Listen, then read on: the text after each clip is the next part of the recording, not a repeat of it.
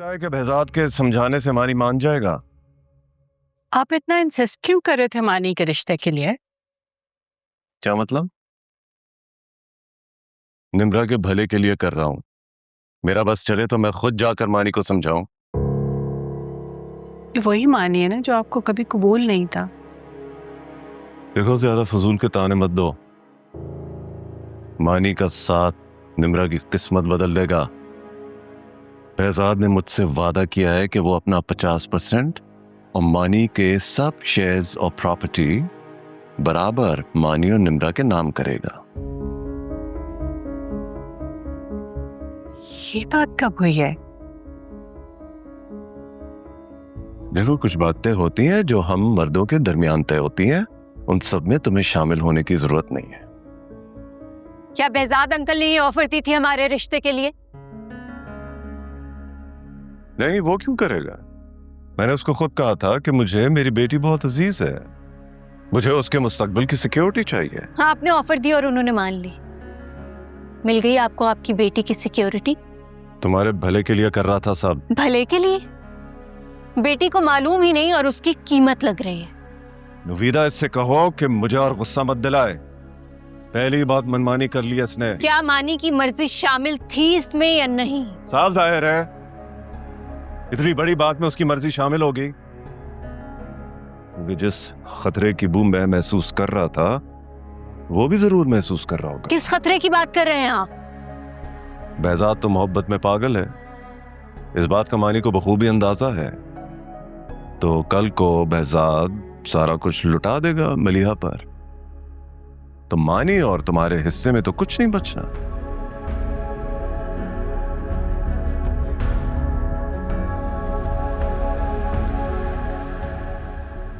क्या अम्मी जानती थी सौदेबाजी के बारे में? वो कैसे जान सकती हैं? उन्होंने तो हमेशा मुझे इज्जत से जीना सिखाया। निम्रा, ऐसी कोई बात नहीं है, तुम बिला वजह परेशान हो रही हो। देखो, शादी ब्याह के मौके पे इस तरह की शर्त शराइत तो होती ही है। शर्त शराइत बिजनेस में होती हैं, शादी ब्याह या रिश्तों में नहीं। सानिया और समरीत की शादी पे भी तुम्हारे बाबा ने तुम इस बात को खुद पे सवार मत करो। बाबा को समझा दे, सानिया और समरीन की तरह मुझे अपने बिजनेस का हिस्सा मत बनाए। उन्होंने जो कुछ भी मांगा है तुम्हारे लिए मांगा है, अपने लिए थोड़ा ही मांगा है।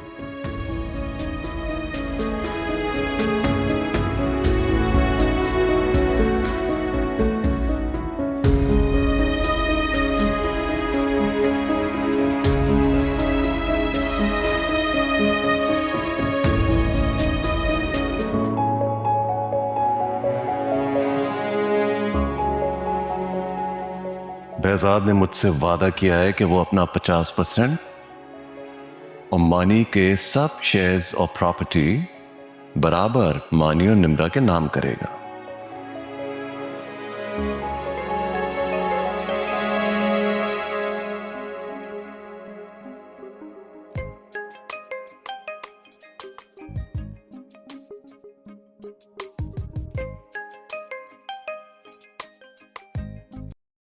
हेलो।